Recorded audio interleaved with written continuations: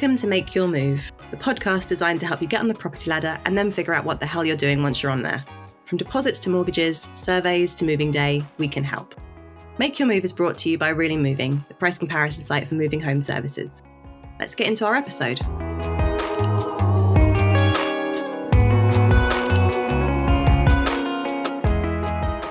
Welcome to today's episode on how to deal with estate agents with Really Moving sister company, the Law Superstore's Callum Souter. Now working on the sales team, Callum was previously an established real estate agent and has kindly joined us to share his experience and knowledge on the inner workings and minds of estate agents. We learned a lot about how the buying and selling process works from the inside, how estate agents are obliged to deal with clients, and what you must ask before putting down a deposit on a property. We hope you enjoy listening to it as much as we enjoyed recording it. Stick around for a little surprise at the end of the episode. Welcome, Callum. Hi, well, morning all, or afternoon, wherever time it's going to be. Thank you very much for having me on. So, brief introduction to myself. I've been with the Law Superstore, which is the sister company of Really Moving, for about 3 years now. I do have nearly a decade experience in the estate agency field, both independent and corporate estate agencies. So, I've been around in the game for a long time, and we would just like to teach you all things about estate agents, all the ins and outs, and what's the best things to do as a buyer to learn from the experience. Perfect. Thank you. Yes, I think there's lots and lots to talk about. One of the things we've noticed people seem to get a bit confused about when they're buying a property and they're talking to a lovely estate agent who's got all the information is that the estate agent isn't working for them. So did you want to just break down how estate agents actually make their money, who they're working for? Yeah, no, 100%. So ultimately, the estate agent acts for the seller of the property that they're instructed to sell, because the seller will pay the estate agent a fee for completing on the purchase of their property. So the buyer as such, they don't pay any money towards the estate agent for the transaction. So, I mean, the estate agent in the background, what they'll do for the seller, there's quite a lot that is done. So you've got the advertising of the property, you've got photos, they might have professional photos, floor plans, they'll advise the seller as to what stuff they need to sell the property. Energy performance certificate is a good example of that. The estate agent also, they'll have a pool of potential buyers, not only from advertising, but from people who, say, missed out on the homes before, who've registered for them to have an interest in the property. So they will actively sell your property to get as many people in to view your property and to gain as many offers as they can, negotiate on those offers. And then once an offer is being negotiated and accepted, then it goes through the process of sole subject to contract to completion, which is a whole nother journey, which I'm sure we'll dive into a bit more as we go on. So at what point does the estate agent get paid? Yeah, so the estate agent gets paid upon completion of the property. So what would happen is, let's just say you offer on a property and it gets accepted. So it is marked as under offer or sold subject to contract. And then what will happen in the background from there is both parties, buyer and seller, will have a solicitor instructor. They'll talk between themselves. They'll be inquiring about properties, sending question outs to one another, just to make sure they're acting in the best interest of their clients and they're happy for the purchase. Then you've got land registry. A lot of stuff happens in the background. And then at the final hurdle is something called exchange of contracts. Now, when you exchange on the property of exchange of contracts, that is a legally binding part of the process to say that neither buyer nor seller can pull out of the purchase. One can pull out at that point, but they will be hit with a very, very hefty penalty. So it's very, very rare for that to happen. And then from exchange of contracts, what you get from exchange of contracts, you get something called a completion date, i.e. moving in date. So that's the date where the transaction is completed. Everyone's got their moving vans all ready and they're ready to move into the property. At that point of completion on that day is when the seller will receive an invoice to pay their fee for the estate agent. So really the estate agent is trying to get you to that point? 100%, yes. So half of the journey for estate agent, it's the easiest part, I'd say, honestly, from being an estate agent previously, is actually sourcing the buyer and negotiating the offer and getting that property under offer or sold subject to contract, as mentioned. The hardest part is getting that bit to the end, i.e. completion and exchange of contracts, because there's lots of hurdles that can be involved. One might have survey or done on the property. they find problems and not happy, they want to renegotiate on the offer, and there could be lots of other stuff in the mix. And then where it gets really, really tricky is when it comes to completion. Let's just say you've got 5 or 6 people involved in the transaction. You've got Mr. Smith, who's got his 1-bedroom flat, he's buying a 2-bedroom house, and then this people's buying a 3-bedroom house. It goes up. So you can have a chain of about 5 to 6 people. You need to please all those people. And you need to get them all to agree, right, completion is going to happen on this day. You've got holidays, you've got people who might be ill for one reason or another who can't commit to that date. There's so many things. You've got to please so many people in order to get that stage to completion right at the end. So there's a lot of work that goes in the background there. So your estate agent will not only talk to you, they'll talk to, as in the buyer, they'll talk to the seller. They might even get involved with the other solicitors, for example, other estate agents involved in the chain to try and negotiate and find a sweet spot for a date. There's a load of conversations that happen in the background. And what don't people understand about estate agents? I imagine when those issues crop up, I'm literally just guessing here, they might not have that understanding that there are a lot of other things in the mix. That is so true. That is so true, because people think typically, for example, they find a house, they put an offer in it, and then that's it. But I think a lot of people don't understand the true work that happens in the background, the things that can crop up, and the art of what the estate agent does as to negotiate to make everyone happy to proceed with a purchase. But there are quite a few things, to be fair, that people don't really know about estate agents. For example, estate agents do not have to be trained, qualified or licensed in order to operate and do what they do. However, they must adhere to certain regulations by law. For example, there's the Estate Agency Act, which is 1979 from memory, which very simply commands prompt and honest and fair service for both buyers and sellers, and compels agents to act in the best interest of their client of all times. So there's rules and regs there that they have to adhere to in order to practice, even though they don't have to be qualified to do so. There's also a property ombudsman scheme in place available to the public should, God forbid, a buyer have not so good experience with their estate agent for one reason or another. Once they've exhausted all avenues of trying to make a complaint to the estate agent, the ombudsman there is to step in and try and resolve the matter for both buyers and sellers. So that's one point. Another point, which does get talked a lot, quite to be fair, is valuations. So, for example, when I used to go and value properties, whether someone calls up and say, I want a valuation of my house, I'm looking to sell, the valuation figures I provide to them, or how much I think their house is worth, is very simply down to my humble opinion of what I think it's worth. I'll have to show evidence as to why I think it's worth X. So I would have something called comparables. I see what's been going on in the neighbourhood, what other 2-3 bedroom houses similar to this property have gone for, and what I honestly believe the property, what I would want to market the property for. And then I look at the seller's circumstances. So, for example, if a seller says, Callum, I'm not in any rush to sell at the moment, I haven't really found anywhere, I kind of just want to sort of test the waters and just see how I get on. So if I think the property's worth, say, £200,000, I might advertise it for a bit higher,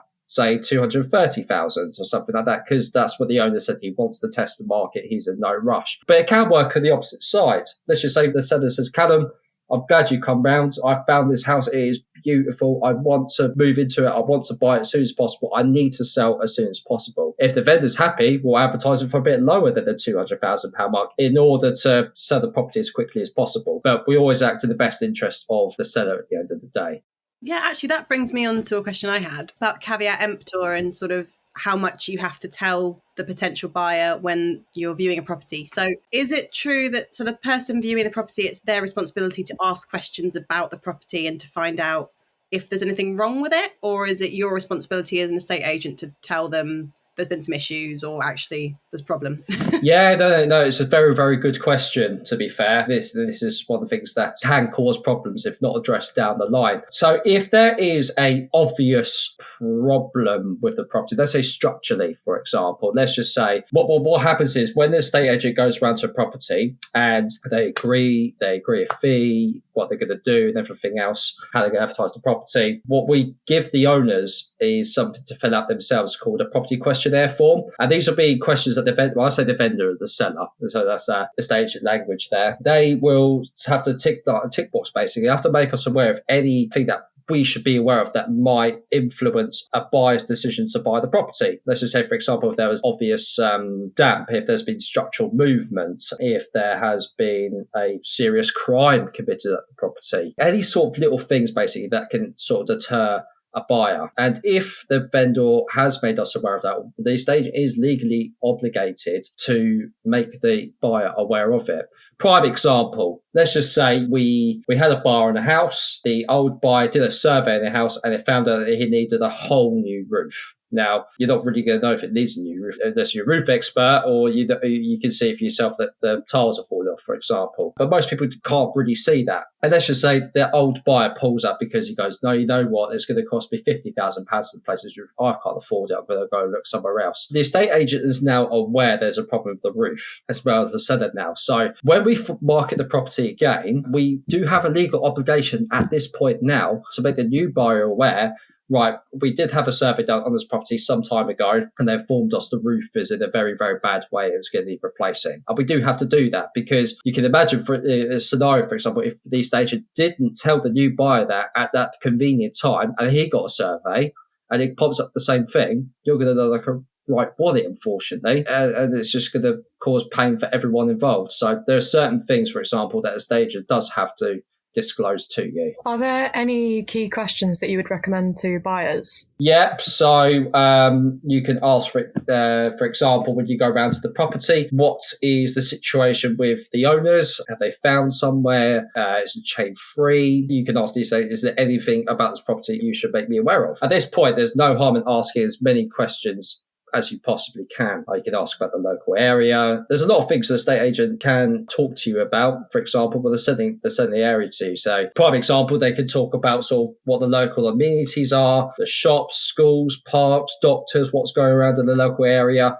Say if a property needs a bit of work, a good estate agent can help the buyer visualize what the property could look like once it's all done up, for example, or an extension, and they can help visualize, you can do this. I've seen the house down the road, for example, and they've done this. They can help visualize the buyer for that. I would say the estate agent there, when you're asking questions, they're learning more about you. That's in their best interest because they will learn more about what you as a buyer are looking for in the property. There might be something that they know is coming up or is already on the market, which they think, well, you've viewed this house, you just told me what you wanted, I'm going to take you in my car, we're going to go to this house next. So it's always the best to just ask questions, get to know your estate agent, and let them get to know you. Yeah, so you kind of covered this a bit just now, but obviously on the flip side of that, what are estate agents looking for in a buyer? Because obviously you're trying to sell the property, so what makes you attractive to an estate agent if you're interested in a property and you want them to sell it to you? Yeah, it's a good question. If you're sure your question, you're asking if the estate agent sort of judges a potential buyer and what we're looking for.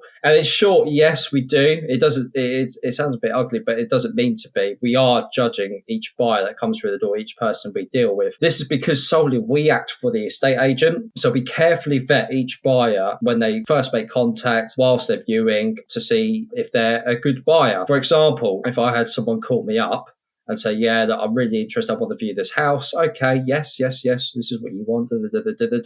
One of the big questions that estate agents should ask is, what is your situation financially? Are you looking to get a mortgage? Is it cash? You need to sell a property? What is your situation? And you could get, for example, someone said, well, I need to get a mortgage. Okay, great. So you've been to see someone already about that? Sometimes they could say no.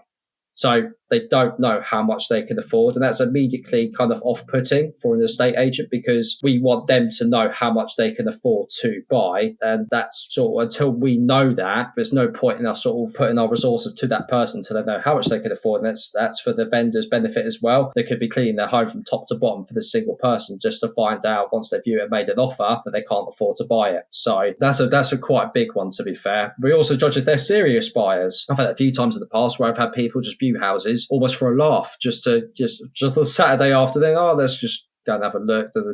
Are these buyers being realistic on what they want? Are they being a bit too picky? That is our job as estate agents. So through time, you do become good at sort of reading people and their behaviour, and you can normally pick out a good buyer just from before an offer comes in anyway. So it's really the buyer's responsibility to speak to a mortgage advisor before they even sort of go in and have a chat. Yeah, it's so important. You don't have to, but it massively helps all stakeholders involved, because that's the one thing I would truly advise. For anybody looking to buy a property first, they need to know how much they can afford. They need to go and speak to either the local high street bank or speaking to a independent financial advisor. Now, I would always recommend one to speak to a financial advisor, whether it be local or found on the internet, wherever have you, simply because if you go to your high street bank, say Santander, Halifax, other banks are available, they are only going to tell you the deals that they will offer you. They're not going to tell you about their rivals, unfortunately. However, if you go to independent financial advisor, they will look at all the banks, all the lenders. They'll give you 1,000 different options rather than say 10 or 20 from your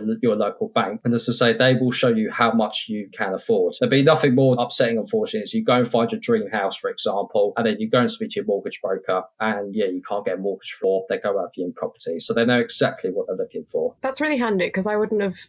It seems really obvious to not go to a bank that is a business, but it is a really handy little piece of information. Yeah, no, it don't get me wrong. Yeah, going to a bank is always convenience, if that makes sense, because it feels safe. You know it's your bank. You put trust into it. But yeah, seeing a financial advisor, they could save you thousands of pounds, which you wouldn't even believe it, because you didn't know they had another deal going on in the background. Always seek an independent financial advisor to get the best deal, because you want to save as much best money as you can. So I'm interested to know, what is the relationship like between estate agents and conveyancers? Like, how much do they communicate and how much overlap is between their jobs? That's a very, very good question, to be fair, because it's a mix, to be fair. So a lot of estate agents, especially a lot of the corporate estate agents, they will have a solid referrer, i.e. to the customer. They would say to the buyer, for example, well, look, you made an offer via us, which is great. We do have our recommended conveyancer for you guys to use. Best thing of all, it's all done under one roof. And they can advise and sort of cross-sell. That's ultimately what they're doing. They're referring you to different services that you need in order to get the transaction done. So the estate agent, they normally do have a good relationship with conveyancers. Obviously, depending on how much they use and everything else, there might be some sort of referral scheme that the conveyancer will pay the estate agent for passing over business to them, which estate agent does have to disclose, by the way. I think there was a recent law made a few years ago. But normally the relationship is good. They'll work together, because the estate agent can deal with the buyer as such, and the conveyancer can sort of be left to do their legal work, which they need to do. But sometimes it can get a bit of friction between the two. The estate agents might be chasing, poking and prodding. Why have you not done this yet? We need to do this. It can get a bit of friction sometimes. We always try and aim as estate agents to have a good relationship with the conveyancers, because we need them to be on our side and we want to just get the transaction through. What would you say the difference between online, high street and DIY estate agencies would be? Yeah, no, absolutely. So, I mean, especially in the last decade, there are different types of estate agents available. So you got the most popular one people know of is your high street estate agent. So you also have online estate agents. So you have names such as Purple Bricks, Strikers, I believe is another one of them. And you've also got self-employed estate agents. These are like one-man bands, essentially. So they work for themselves, but they are the estate agent. So rather than working for a brand, they work for themselves. The difference is really, so a high street estate agent and an online estate agent, one thing they both have in common is they both, and a self-employed, is they all have the ability to advertise your property on the Rightmove, on Zoopla, on the market, and different property portals. They will also be there to, depending on what sort of deal you have with them. Most high street estate agents, for example, they'll be happy to conduct viewings on your behalf. Their online estate agents, depending if you have a local contact, they may conduct viewings for you, but they may say as part of the deal, you'll have to do your own viewings. So it's a bit of a time saver there. A self-employed estate agent will do the viewings as well. So I guess, is it to do with some online estate agents will allow you to do packages, like it's not completely DIY, but some of it you do yourself? Correct. Yes. So, yeah, depending on the online estate agent, some will say we'll have a local person around in the area to do viewings for you. But if you could take the cheaper package, for example, what they will only do is they'll only put your property on Rightmove and Super, etc. That's kind of all they'll do to a point. Some might even negotiate on offers for you, but some won't. So it's always quite important to have a look at what's involved in your package. But More often than not, a high street estate agent or a self-employed estate agent, they generally charge a bit more than an online estate agent, but that's because of the perks you get, if that makes sense. So yeah, there are key differences, but it's all money at the end of the day. Online estate agents are generally cheaper. A high street estate agent is a bit more. However, you do get that more of a personal interaction with your estate agent. And I suppose for some viewers, I mean, maybe even for sellers as well, they feel a bit awkward negotiating their own property with someone. Like having an estate agent as a person in the middle sometimes makes people a bit more comfortable. 100%, because it's like with anything really, a third person perspective is always sometimes the best perspective. And when you are doing your own negotiation, too much emotion can be involved as the example. Ultimately, you want an expert to deal with that part, not just in negotiation, but someone who knows the market, who knows the product, i.e. the house, what the value is and what comparables are around the area. They have that market knowledge basically to help steer and guide the negotiation so it would be successful overall. So I would always advise people to not do the negotiation themselves. As I say, the estate agent's job is to vet the customers as well. So that they have to make sure that they are proceedable, they have the finances in place, if they have a property to sell or not, if there's a chain involved. For example, if Mr. Smith has offered on your house, he's offered the asking price, it looks fantastic, great, but then you find out there's a chain below him of people buying Mr. Smith's house, then there's people buying this house. This is what we call chain. It's quite vulnerable, if that makes sense. So that's the estate agent's job, to vet the customer and to sort of guide the owner of the house and say, right, okay, we've had these offers, X, Y, and Z. These people are proceedable, these people are in the chain, these people are cash buyers. I think ultimately you should go for this one. So that is the estate agent's job, and that's quite important. So there are sometimes different pricing models at play between using an online estate agent and a traditional high street estate agent. Yeah, no, absolutely. Yeah, you're spot on. With high street estate agents, they normally would, the most typical sort of package they offer is they either offer a percentage to sell your property. So that could be anything, for example, from 1%, could be a bit higher, could be a bit lower. So that's a percentage of the sale of the property. So if your property sold for £100,000, then the fee would be £1,000. Some agents do a fixed fee as well. So let's just say whatever the property sells for, you will pay us a fee of X upon completion. So that's generally how estate agents, but they don't get paid until the transaction is done, which is quite a good thing because you know it's in the purpose of them to make sure the sale gets through, because they're not going to get paid until the job gets done, which is always a good incentive to have. With some online estate agents, they offer not only the same model as, say, a fixed fee or a percentage fee upon completion, but a good chunk of them do what we call upfront fees. It could be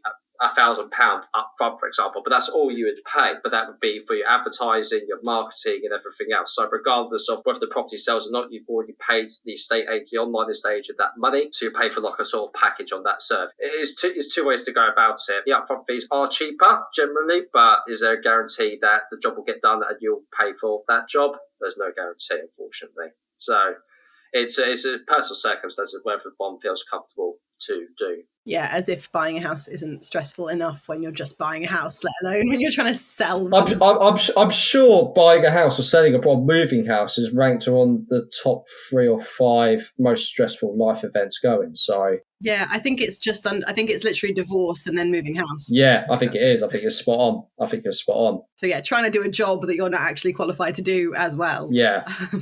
Yeah, not recommended. I've seen people do it a few times, and they literally just come running and said, "Look, I need your help. Need you to do it," and we do it.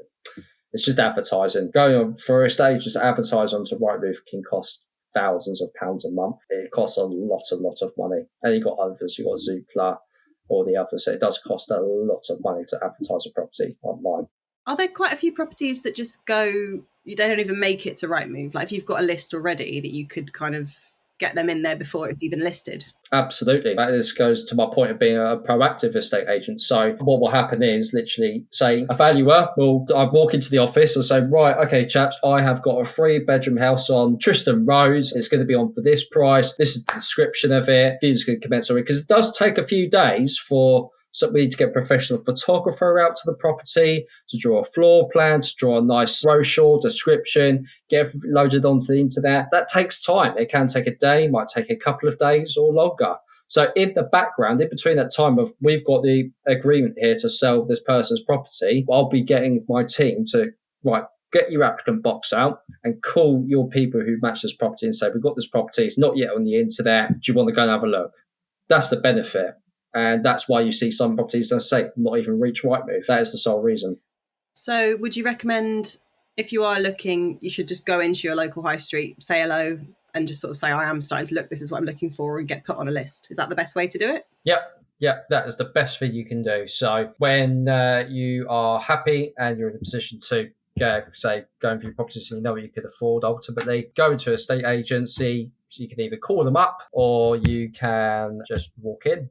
For example, sit down the estate for 10, 15 minutes. They will register you. They'll ask you all your questions, what you're looking for, any point would you compromise on. Their job is to learn more about you, to see what they've got for you in their stock ultimately. And they'll ask if you want to be added onto a mailing list for properties, let's say, for example, between 300 400,000, 3 bedrooms minimum, and get onto the mailing list and get into their applicant box, as I say. That's the best way. When you're in a position to go to an estate agent and say, oh, I want to be in your box, how would you recommend people choose an estate agent? Because they might have, a bunch locally or like online. How would you pick which estate agent you want to use? As in what, to sell your property? As a seller, yeah. Yeah. That is a very, very good question. So ultimately, you need to shop around. So when you come to a time you decide you want to sell your property, you want to get an average of, say, 2 to 3 valuations. Reason for those 2 to 3 valuations is to give you a good range. As I said before, the estate agent will come round and they'll give you their humble opinion of what the property should be advertised at. So you want to get 3 valuations, 2 or 3, to give you a good range of what you think the property value is worth from 3 different people. So that's always a good first start to have. Look at Rightmove and Zoopla in your area. See what estate agents' names pop up the most. For example, there might be one you recognise that's come up more than anything else. Same again in your neighbourhood. Look around, see what boards you can see. You can see many sold boards of this particular agent. You think there's something that they're doing good on. Ask recommendations, friends, family. See what their experience has been like with said estate agent and see if they recommend them again. And most importantly, as it is for any business now, is online reviews. Read reviews. See what people have thought as a buyer, as a seller, and what their experience has been like with the estate agent. I think a lot of first-time buyers, especially, you see a price listed and you think, oh, that's the price, or you don't want to be too cheeky, or, you don't really know where to sort of base an offer. Is there any way to kind of, because I guess if you go in too low, that's going to be almost offensive to the seller. Yeah.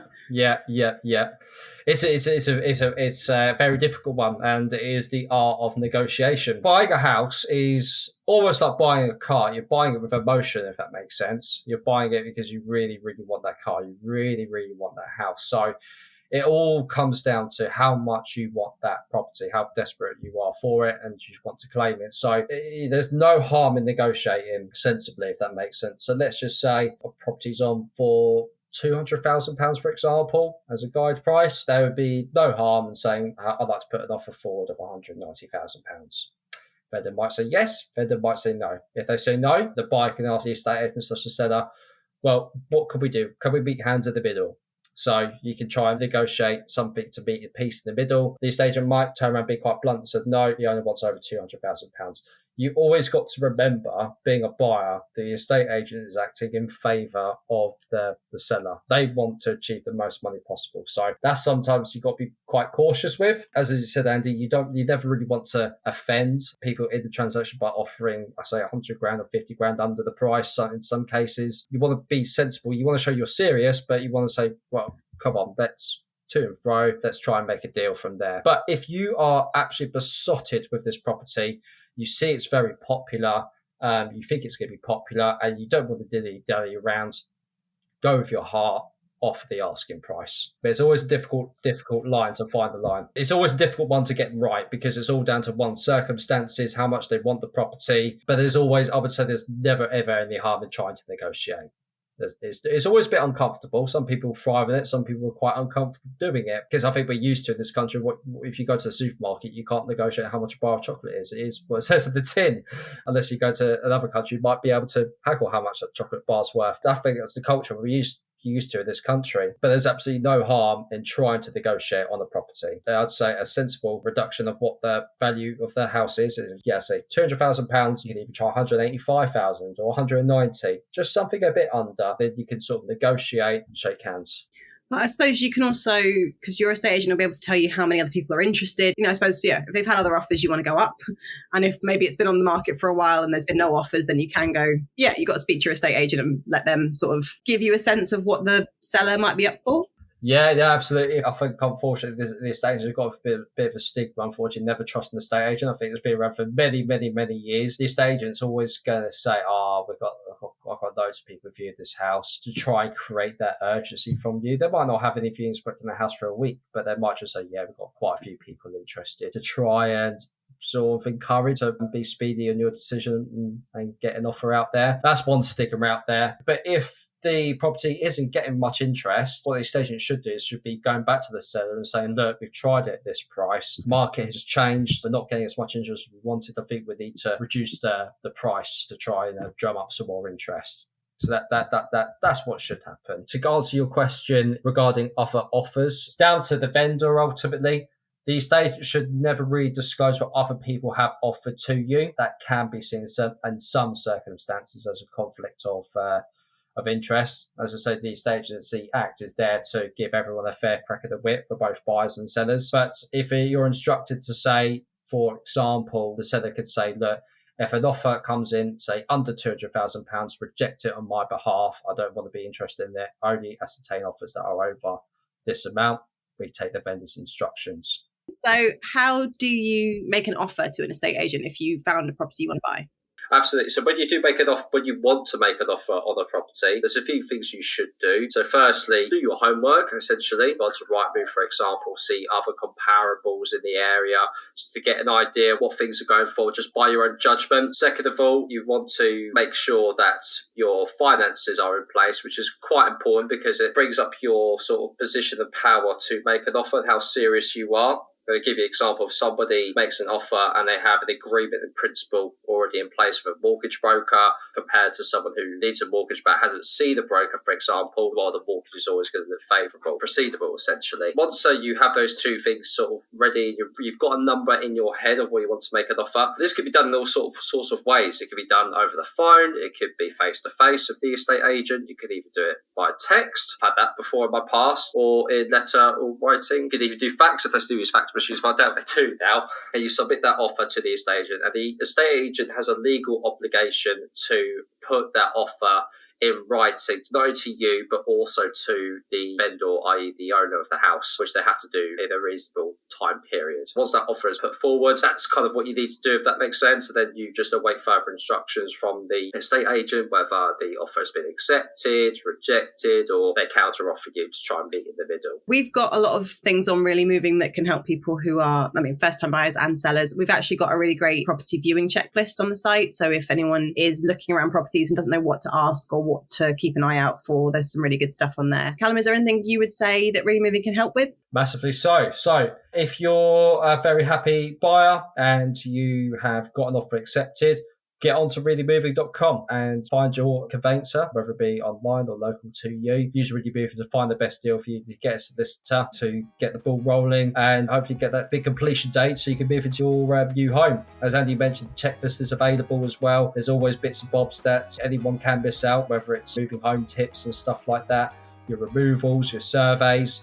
Everything reallymoving.com has the tools and resources there to give you all the bits and bobs you need to know to move home. So get onto reallymoving.com, compare quotes, and save money. Amazing. Thank you, Callum. Not a problem.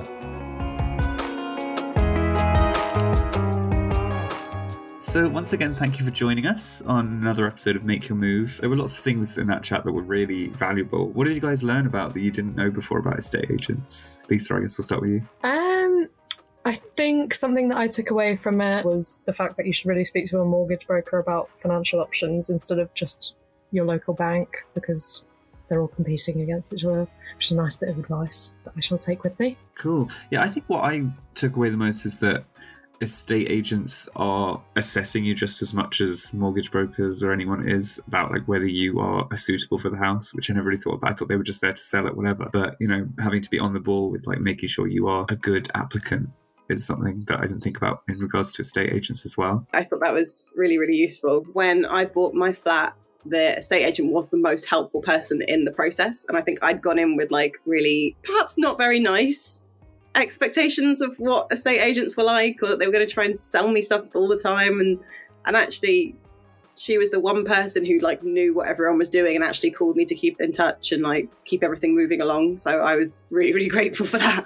I thought it was interesting that it's really the estate agent that has to get it over the line a lot of the time. So because often they don't get paid until they get the sale through, they are really dedicated to making that happen. So actually having an estate agent on your side, either as a buyer or a seller, is a real win. So before we finish this episode, we promised you a little surprise. This is part of our brand new segment called Really Quizzical. And this week we're going to include the property listings quiz. So property jargon can be a total puzzle, sometimes a bit misleading, and at worst completely impossible to decipher. To see how much we know, I am going to read out some estate agent phrases from property listings, and Jez and Lisa can see if they can translate. Let's see how we go. And if you want to join in, let us know how many you got.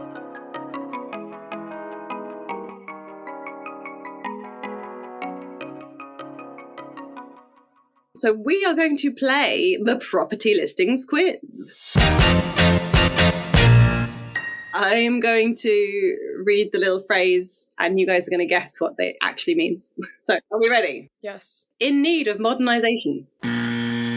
It's falling apart because of age. Good answer. Yes. Am I right? Yes, I would have said old and crap. Yes.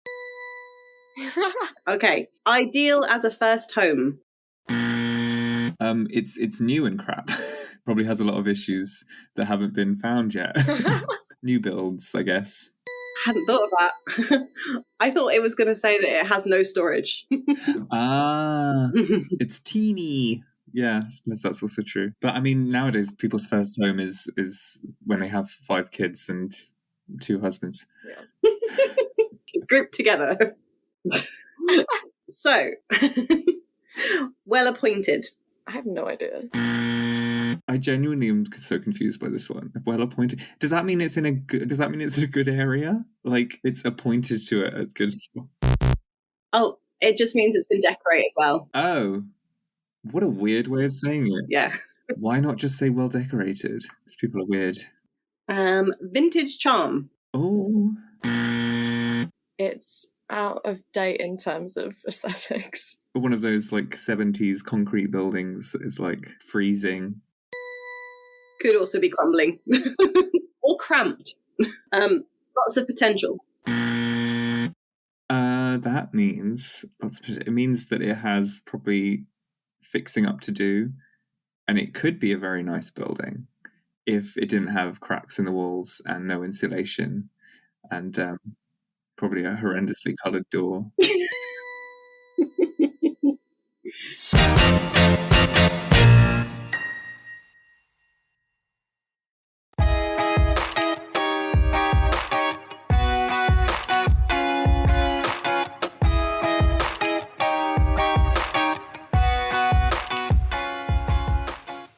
You've been listening to Make Your Move, the podcast here to make moving simple. We hope you found this episode useful, but as always, everyone's situations are different, so make sure to do your own research before making your move.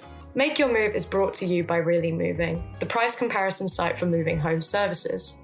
If you have any experiences or questions you'd like to share or ask that might be put on a later episode, please email us at podcast@reallymoving.com. See you on the next episode.